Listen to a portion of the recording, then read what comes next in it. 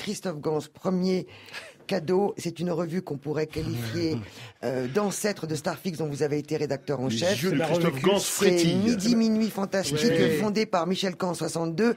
Il avait 20 ans et est devenu le seul rédacteur en chef mineur d'une revue interdite aux mineurs. Voici donc dans ce livre magnifique édité par Rouge Profond, signé Michel Caen et Nicolas Stanzik, les 6 premiers numéros de Midi Minuit Fantastique, reliés, augmentés, restaurés, textes, ressaisis, photos sublimes plus inédits, un entretien 65 avec Fellini. Vous l'avez.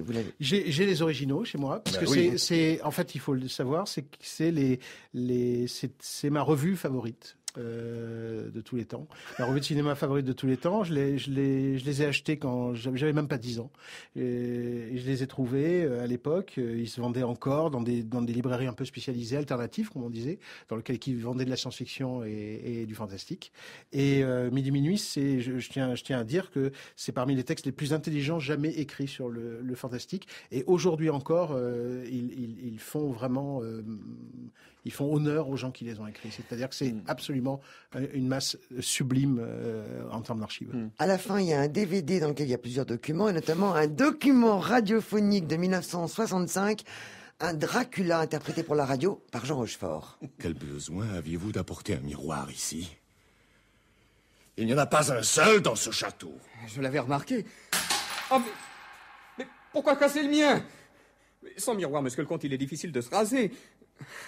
Heureusement, il m'en reste encore quelques morceaux. N'y touchez pas! Mais Aïe! Qu'y a-t-il? Je me suis coupé. Ce n'est rien.